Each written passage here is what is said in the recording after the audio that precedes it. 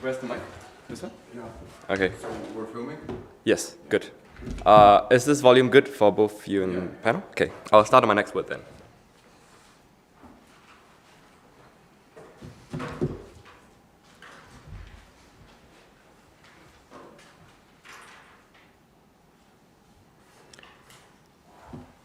We think that Russian hybrid warfare sows discord, causes harm to civilians all across Europe, and undermines the defense of Ukraine. That being said, we want to prove three burdens. The first burden is that the attacks are material and damaging on Europe and Ukraine as a whole, and therefore warrant a response. Secondly, that the response works, both by disabling the systems that Russia uses to use these attacks, but also crucially deterring Russian attacks in the first place. Thirdly, on the impact. Let's say that it helps the EU directly, but also the EU through Ukraine, insofar as Russia can't use these tactics as well anymore, it makes the war in Ukraine easier to fight and therefore less costly. That being said, what is the model here? We don't have modeling fiat, but we think there are a couple of things that are probably reasonable that the EU will do. The first thing is that they're going to call out Russian actions more openly. So if there's a Russian cyber attack that happens in Europe, they're going to say, this can be attributed to Russia, this is exactly what they did, here's how they harm civilians. But more crucially and perhaps more materially to Russia, it probably looks like tightening sanctions even more insofar as, an attack happens, but also things like attacks on shadow fleet ships. Now, I didn't know this, but Alden explained it to me that Russia is basically using a lot of ships with the wrong flags to evade sanctions within the Black Sea. This is incredibly economically important to them because otherwise they can't trade, and therefore we think that EU probably wouldn't bomb these ships because they don't want to start a war, but what they can do is capture the assets of these ships, stop the ships from going to the rest of Europe and forcing them to return. I think this is reasonable and probably wouldn't be seen as that much more of an escalation than what the EU is already doing, which is funding the war in Ukraine and giving them literal arms that have been used to bomb the Russian army. But the third thing is that for more severe attacks, you probably expect more severe responses. Let's say that once the EU has the casus belli, right, that they've already been attacked by Russia in these forms, they can probably attack in similar ways. We think this will be done well, crucially in a couple of ways. Firstly, they are probably likely to attack military infrastructure or civilian support infrastructure that is often used by the military, right? So they wouldn't be attacking hospitals, for instance, but they were attacking power farm, like power centers that have been used to fuel Russian army bases. But crucially as well, they probably also attack infrastructure that is used mostly by the oligarchs, right? So they attack the financial system that oligarchs particularly rely on and the like, that therefore places more pressure on Putin, because while Putin might not care about the civilians, he probably cares about how the oligarchs feel, right? But secondly as well, we probably are looking at direct attacks that disable the attacks that happen in the first place. So for instance, if a cyber attack happens to you, you probably try and identify where the attack came from and try to disable the server farms or the sort of infrastructure that they're relying upon to engage in those attacks in the first place, therefore materially preventing it from happening as well, right? But finally, I think that the EU presumably cares about its image and probably will try and reduce the incidence on innocent civilians as much as possible, so therefore not attacking hospitals, for instance, because it kind of looks bad on that basis, right? Before I move on to the extensions, therefore, I want to briefly talk about antagonization, which is to say that we think that because the EU is already literally funding Ukraine and sending a lot of weapons, it is unlikely that you get further antagonization or that Russia is willing to use these attacks as an excuse to go to war to a greater extent. I think they are scared of NATO, they can't attack NATO states, they presumably care quite a bit about not escalating the war too far because they're already fighting they're already stuck in a swamp in Ukraine, so there are several incentives to not make this any worse, right? They might say oil and gas, but I note two things. Number one, the EU already has placed sanctions on Russia, so oil and gas from Russia is already decreasing, but more importantly, they've already diversified, so they're less reliant on it. Secondly, however, that Russia has concerns too, right? Even if Russia really hates Europe, they need that oil money really badly, and therefore the extent to which they're willing to cut oil and gas and fuck over Europe is less likely to be the case. Moving on, therefore, first burden, on why it's material or damaging. I think this is quite intuitive, unlikely to be challenged, but let's just cover it so we have an impact, right? I think that Russian attacks are reasonably indiscriminatory. Let us say they don't usually attack military infrastructure, for instance. They're willing to attack civilian infrastructure for two reasons. Number one, because the EU isn't already directly calling them out. They try to be a little bit slippery because they're afraid of antagonizing Russia. But secondly, because Russia doesn't particularly care about its public image because of the fact that it's already engaging in a very morally reprehensible war in Ukraine, right? That being said, there are three impacts of this, right? The first thing is that cyber attacks are just generally bad because they disable key infrastructure. It means locking hospitals out of their system so they can't dispense medicine, for instance. It means, for instance, looting bank accounts or looting crypto accounts that have been siloed away in Europe, therefore taking out money that can directly be used to fund the war effort against Ukraine, but crucially as well just depriving Europe of the financial assets that it has. But finally, it also looks like targeting energy infrastructure, meaning that the economy as a whole fails because your business suddenly don't have power that they can use to function as a whole. This is bad for two reasons. Number one, because it harms the economy. There are disruptions. The cost of repairs are reasonably high. But number two, they're often just genuinely life at stake. So if you harm a hospital, civilians can't get their medicine, people die and suffer in really bad ways. This is something you therefore should retaliate against. Secondly, on disinformation, I think this is reasonably intuitive that disinformation has undermined the support for the EU and for the governments as a whole, and notably not in favor of your beautiful left-wing parties, but for fascist parties, right, pro-Russian parties that are there to try and fuck over minorities. This is presumably bad, but also it just prevents discourse, because not only is Russia being against these political parties, they're often spreading active misinformation about the political situation, they're spreading active misinformation about the war in Ukraine, for instance, saying that, Zelensky's a fascist, or that there's a lot of corruption. Probably slightly true, but the extent to which has been significantly exaggerated, meaning that the EU just finds it far more difficult to have the political capital to engage in the actions that it needs to effectively respond to Russia. Finally, therefore, infrastructure damage. Most intuitive, if you damage infrastructure, your economy gets fucked. Similar ideas to cyber attacks. Why does retaliation work? Before I move on, I'll take the PY from closing. Which European countries are most harmed by Russia's hybrid warfare?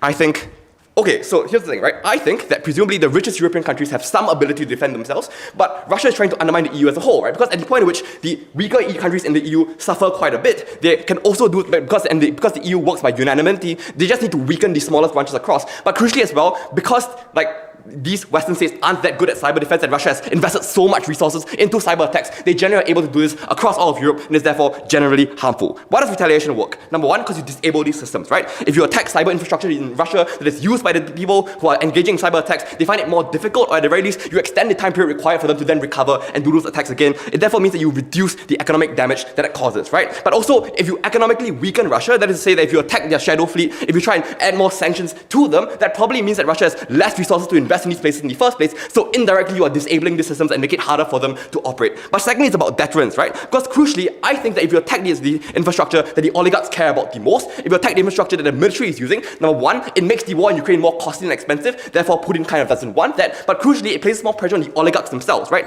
Currently, the oligarchs face no pressure because the EU isn't trying to engage in asymmetric warfare to try and disable systems that oligarchs care about. But at the point which you attack the financial systems, you attack the businesses that they are currently running, those things are likely to place far more, are likely to be far more important to these oligarchs, and therefore they're more likely to be able to appeal to Putin and say, hey, stop this, otherwise our business gets screwed over. I think therefore what this means is that you place increasing pressure on the Russian regime to not engage in attacks in the first place, and then you can disable them as well. I think this is a two-pronged retaliation that's good. What's the impact here? I think number one, the war in Ukraine gets better. I presume to say that the war in Ukraine kind of matters because innocent civilians are being killed on a day-to-day basis. At the point at which cyber warfare and Russia's infrastructure to engage in those things are at its maximal capacity because the EU isn't retaliating, that is the point where those things become easier. The war in Ukraine therefore becomes more costly, the EU spends more money on it, but also more people die because Russian cyber attacks are more successful in the region, right? These arguments also apply towards Europe, so Europe's economy gets damaged, people get harmed, and infrastructure gets damaged as well, right? Crucially, I want to weigh this out against the harms towards Russian civilians potentially, and we are going to admit that to some extent this will happen. But note here, at the point in which you disable these cyber attacks, at the point in which you deter them in the first place, that means that these attacks are likely to happen less on both sides, meaning that civilians across both countries are less likely to get harmed. I think overall, on net, therefore, the suffering decreases. We think this is a good thing. Go with OG. Here,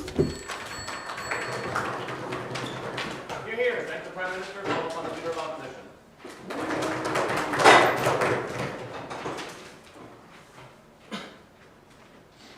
I don't consent to recording.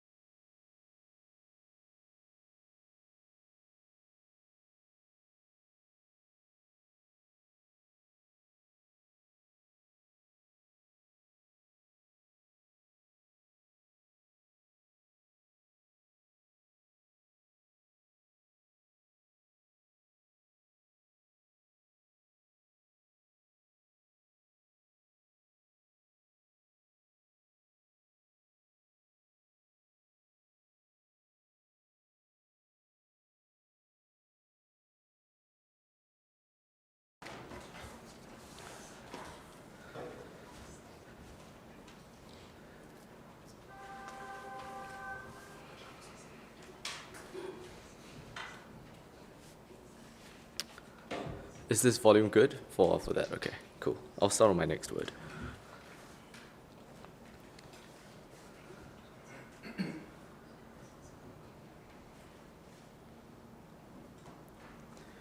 When you've been cornered by someone who refuses to fight cleanly, the only way you can protect yourself is by fighting dirty as well.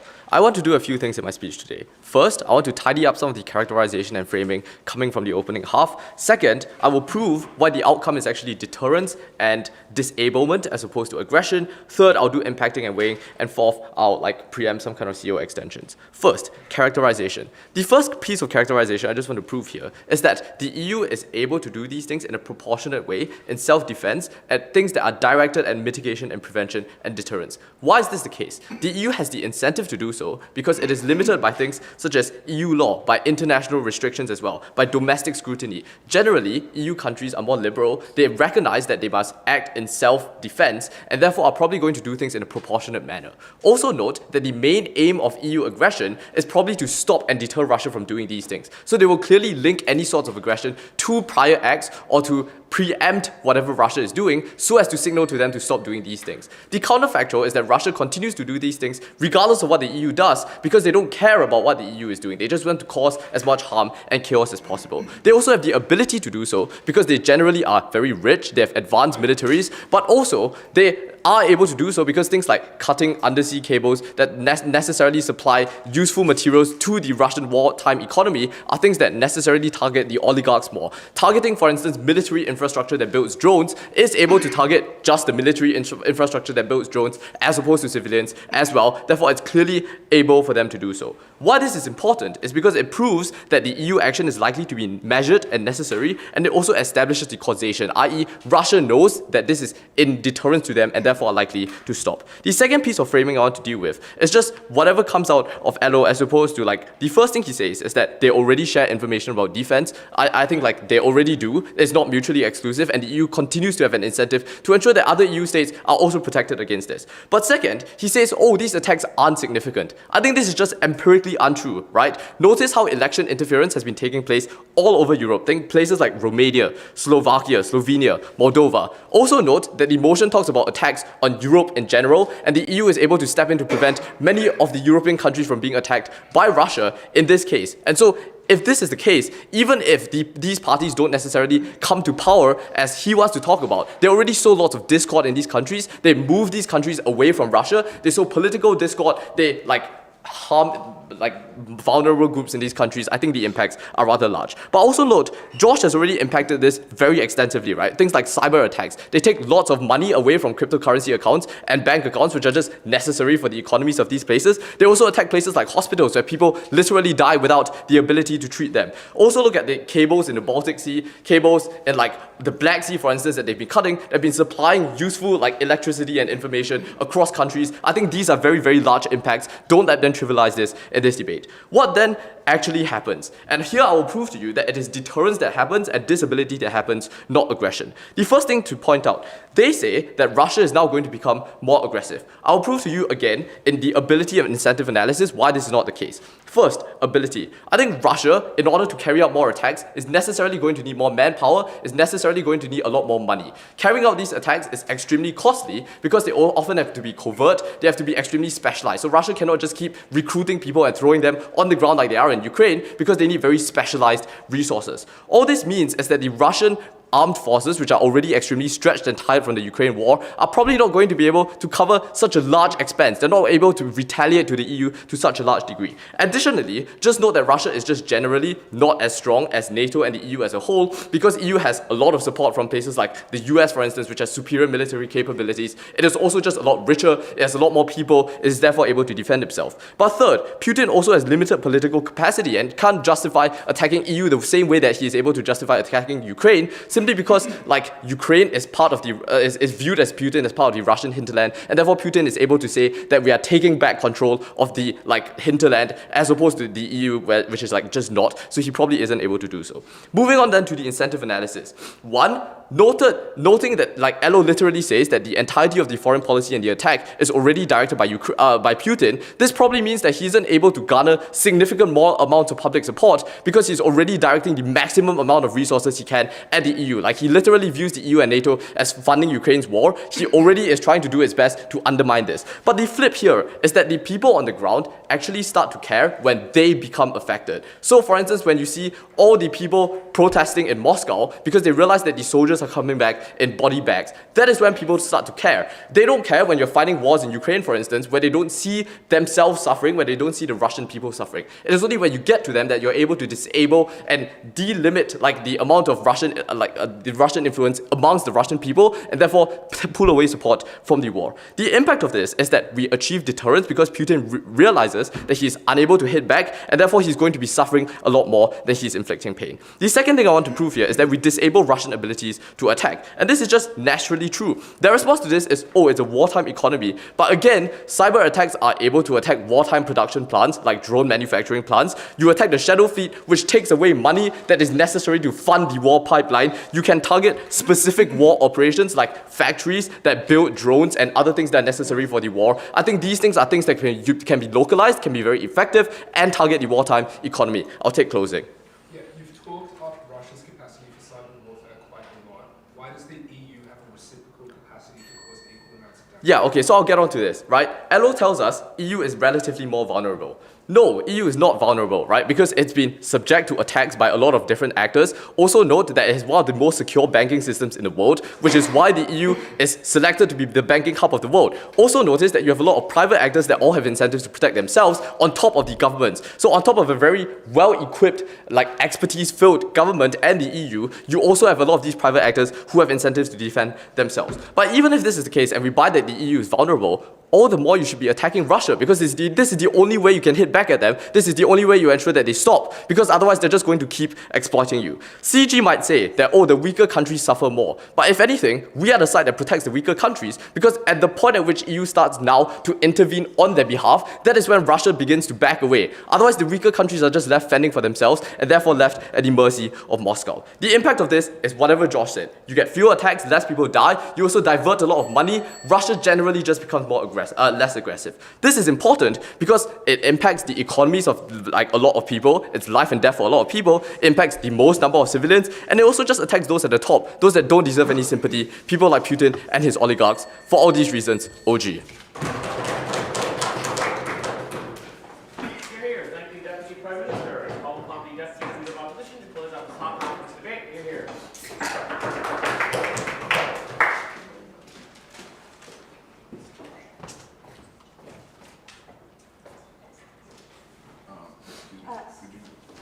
Sorry, sorry.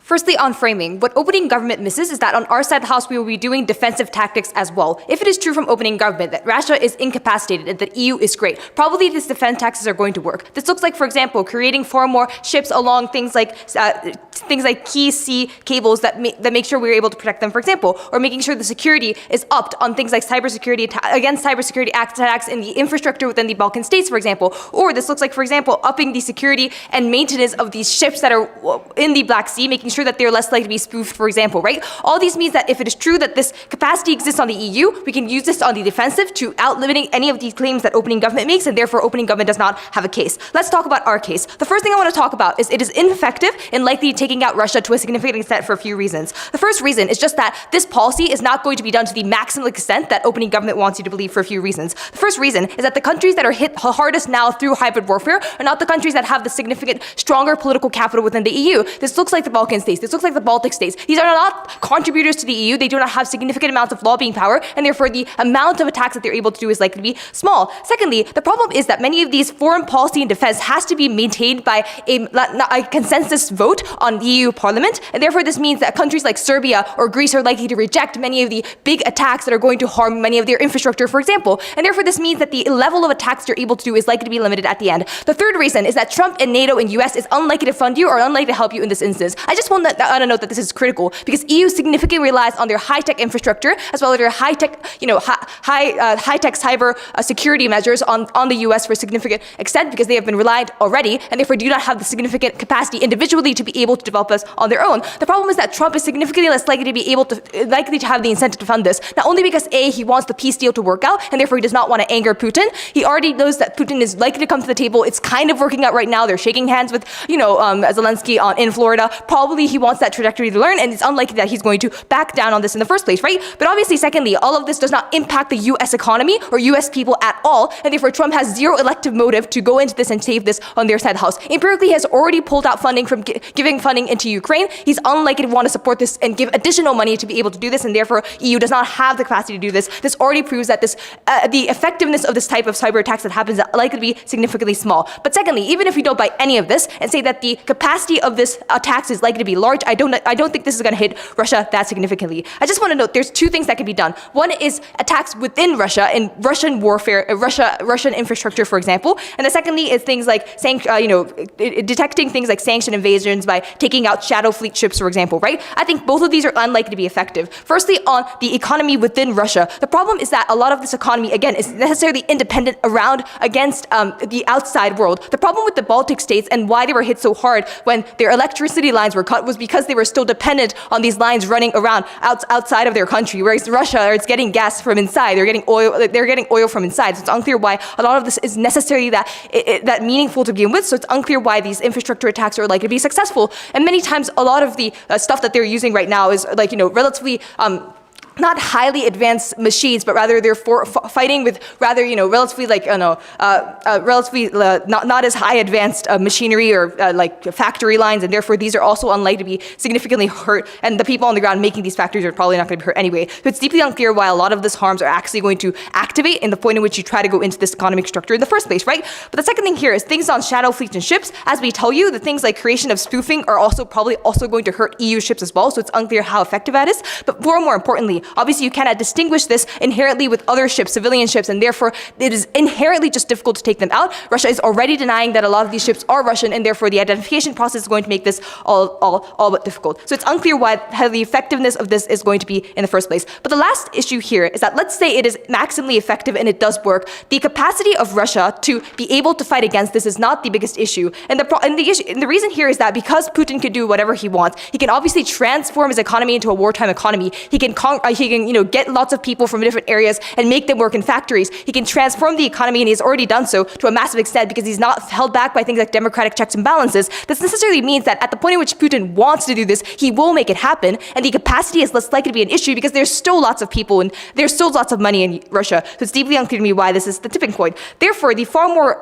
important analysis here is why the incentive on our side of the house for Putin to go harder is likely to change because the incentive is likely to be the triggering point, or is likely to be the reason why this is likely to be worse far more on their side of the house as opposed to capacity, because Russia is able to capacitate themselves in XYZ ways anyway, right? So therefore, it's unclear why this is that meaningful. So let's talk about the incentives and why Russia is likely to not back down, but rather go back harder. I think the biggest problem is that opening government's case is that as the point in which EU goes in and Russia takes themselves out, Putin believes and trusts that the EU is going to stop doing these attacks at the end. It is significantly less likely that this is a trust mechanism that works, not only because Putin and the oligarchs around him and the yes men around him are deeply skeptical of EU and Western incentives through historical lines that have perpetuated the narrative that NATO is obviously going to expand, that they have broken many treaties, for example. But secondly, because this is hybrid warfare, you cannot make concrete contracts or things like peace deals amount to this because it is both sides are hiding that they have done this, for example, and therefore it is impossible for you to be like, no, we both take hands and we disagree that this won't happen. This process does not exist, and therefore it's unclear why Putin will trust that this back down will happen. It doesn't matter if EU is rational. If Putin doesn't think that they're rational, this doesn't mean that they're going to back down. But the third thing here is that you create a game theory or a race to the bottom problem. Before that, closing. Would it be that bad if a country like Hungary left the EU? That would be really bad, and I think that would happen more on your side because you're attacking Russia.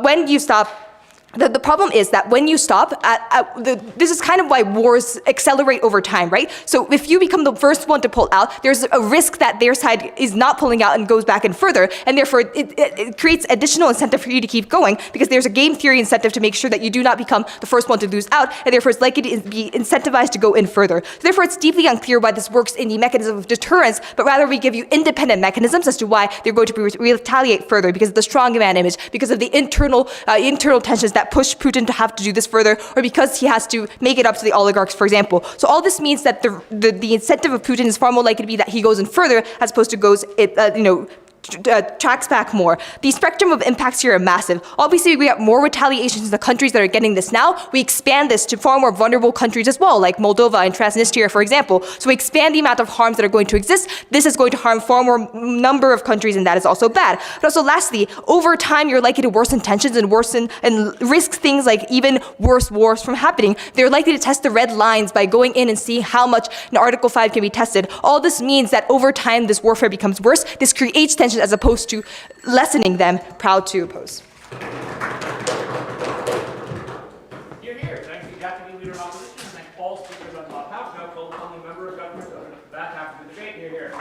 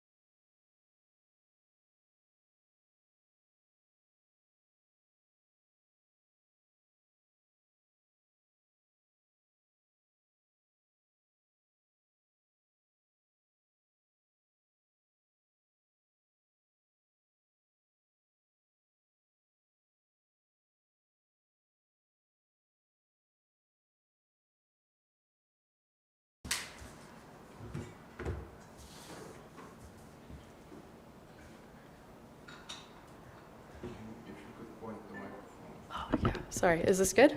Yep.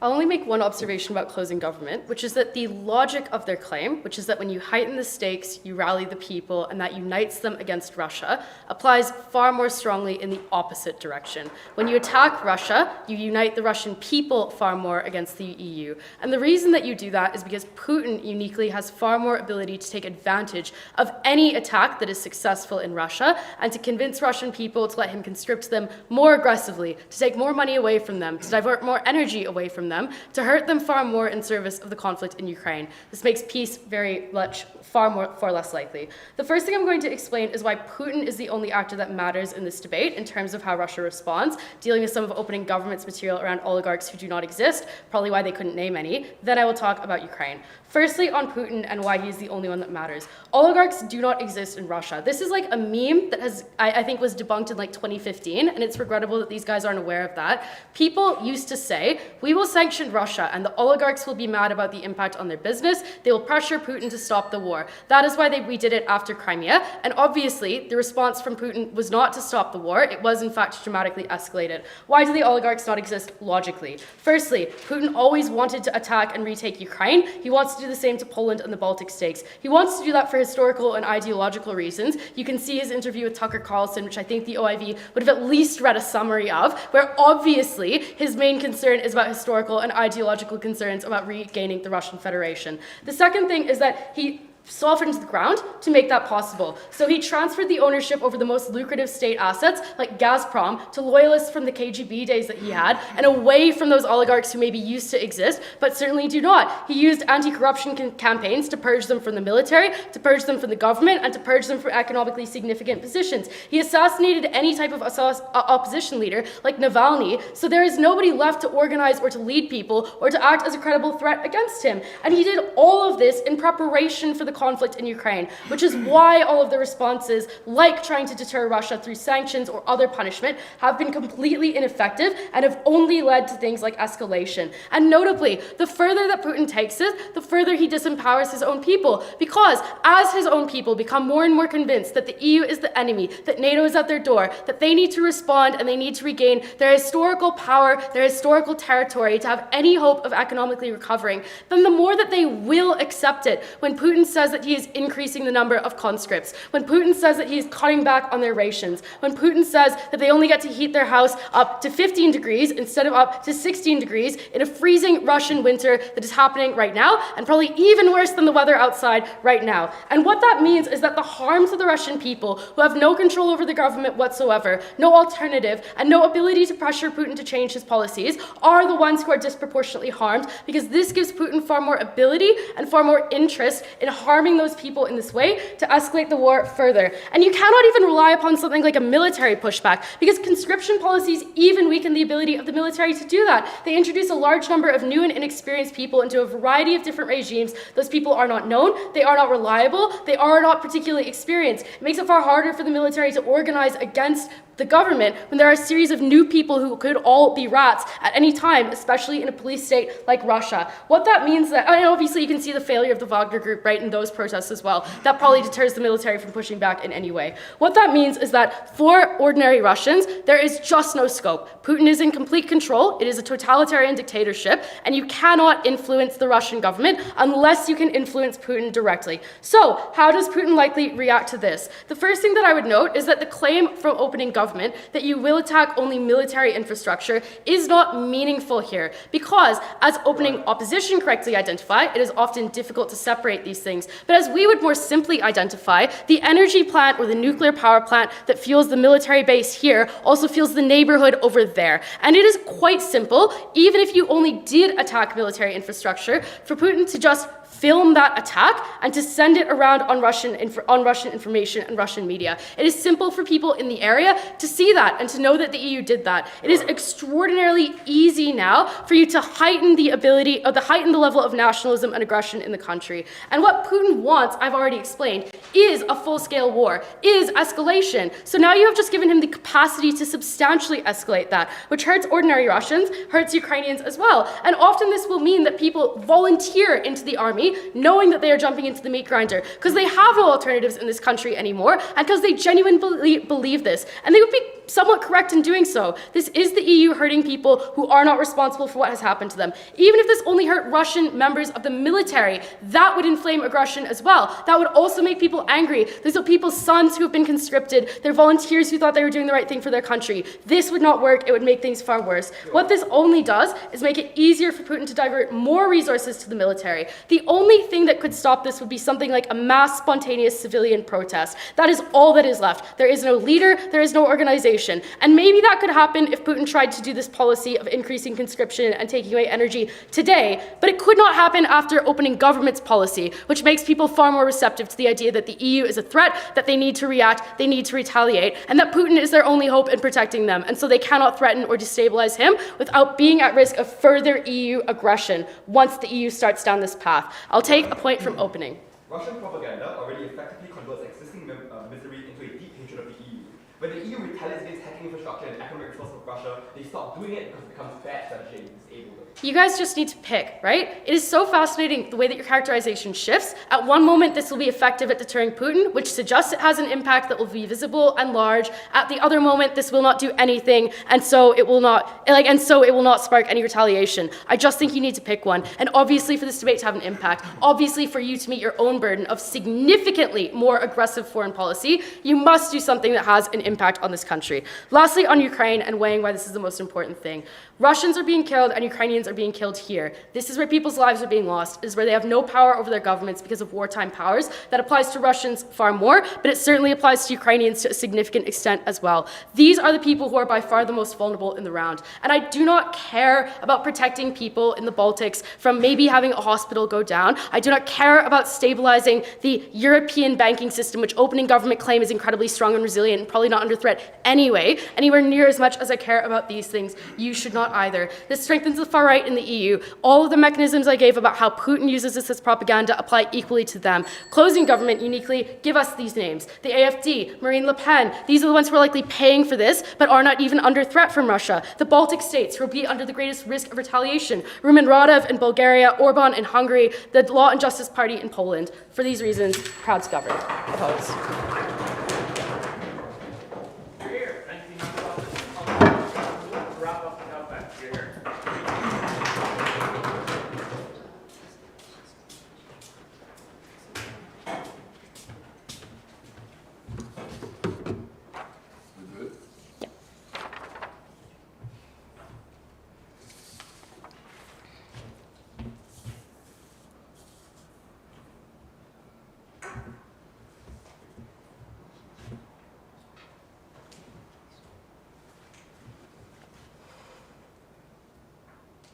The problem with CEO's claim in this debate is they conflate Russia's attitude towards Ukraine with Russia's attitude towards the EU. If, as they suggest, Putin holds all the power in Russia, and it doesn't matter what individual people want, Russia will continue to pursue its war aims in Ukraine symmetrically, and Russian citizens will feel the same harm of those claims symmetrically. If Russia wants to do that right now and justify its civilians, it does not require evidence of the EU harming Russia. It can just use evidence of Ukraine using drones in Moscow right now. Like, there is no change in the debate. Russian citizens are going to be harmed symmetrically. I think this is the lowest impact contribution here.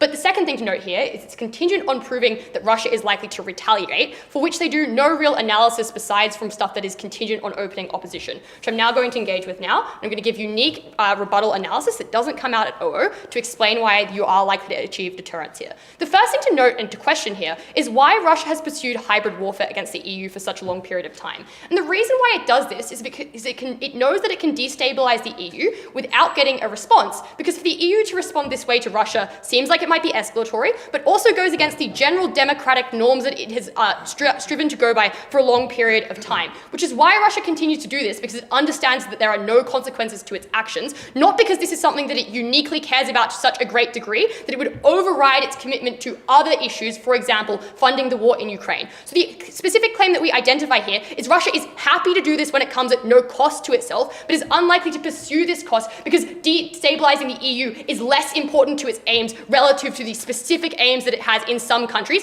and its economic and military interest in the Ukraine and its ability to, for example, to safeguard its access to the Black Sea by ultimately winning in Donetsk and Luhansk.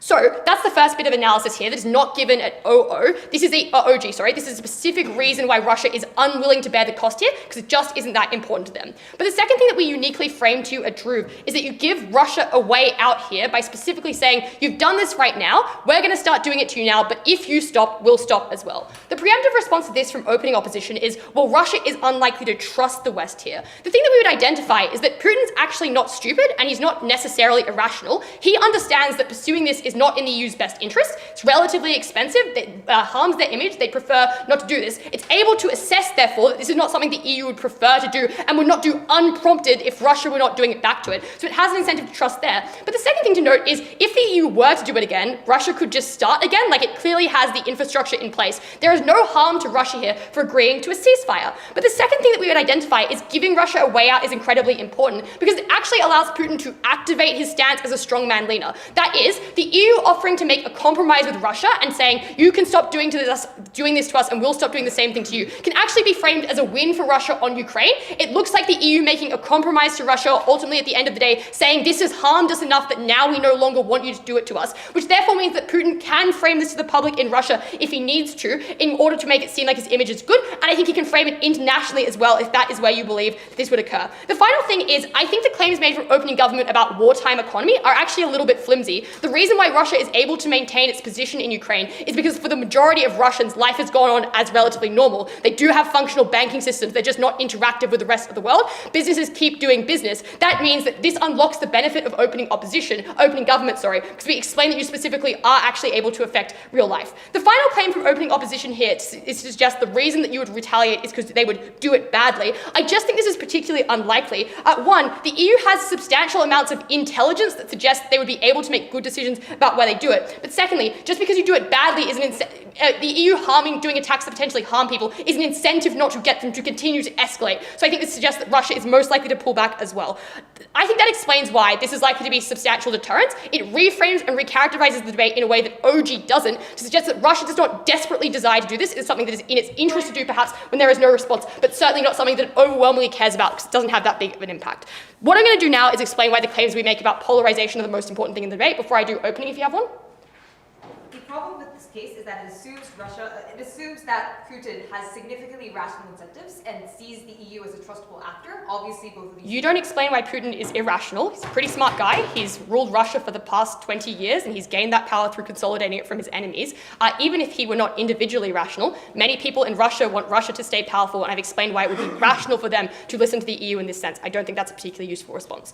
Okay, now I'm going to explain why this stuff that we've explained about polarization and political environment in the EU is the most important thing in the debate. The important thing to note here, and I think we identify uniquely in this debate, is that there is a massive harm to the EU of destabilization that is occurring in the status quo. That is, when Russia does things like disinformation to the EU, spreads propaganda for the alt-right, this is the thing that uniquely causes the problem of countries like Hungary and Poland, or the increase in rise for votes for far-right parties in places like France and Germany. And the problem that exists in the status quo is the reason why Russia keeps doing this and why it's successful is because no country in the EU has had the guts to try and actually push Russia away from this by identifying that Russia is currently engaging in large-scale misinformation attacks on EU. What we explain substantially changes under our side of the house. The point at which you pursue a significantly more aggressive foreign policy stance, you have to then increase the amount of rhetoric that you do that is anti-Russia towards people in your own countries. We explain this rhetoric is likely to be successful for a couple of reasons. Firstly, the way in which governments do this is just likely to be more useful than the way in which misinformation occurs or far-right information occurs. That is, it's culturally more relevant, it's linguistically more accurate, so people are likely to listen to it. good. But secondly, the EU has substantial history of regulation of companies, particularly taking actions towards regulating social media companies, which means it can disseminate this message that is anti-Russia in a particularly wide manner if it chooses to do so. But the final thing to note is this is just countering messaging that currently exists that is harmful to the EU, that limits its ability, for example, to just make political decisions because currently countries are blocking it because of the rise of the far right. The reason why this is so successful is for two reasons. Firstly, you can see the desire for people in Europe to have a common enemy when you look at how they treat immigrants right now. But the important thing is that common enemy does not have to be immigrants. It could also just be Russians. And we identified the fact that many of these kind of immigrant enemies that they have are not just people of color, but also like white Polish immigrants who they perceive to take their jobs, suggest that they would also be receptive to messaging that people in Russia who are currently actively causing them harm are people that they should be avoided in. But the second reason why this is likely to work, and I think this is the most important one, is the mechanism of securitization. That is, if you look at what happens after a terrorist attack, for example, people who start to spread messages outside of the terrorist attack often decried as being anti-nationalistic because they are acting against national interests. And what we would suggest happens, and what you can weaponize from government perspectives is, when Russia is actively attacking you, and when you say Russia is attacking you, far-right nationalist anti-EU sentiment is now branded as anti-nationalistic, actively harmful to the national interest, and what is destroying countries like France and Germany. And that's what gets people who currently are anti-EU in line to be pro-EU to support this and to push back against the Russian sentiment that is currently actively harming the EU's ability to get the outcomes that it wants and the opposition wants proud to propose.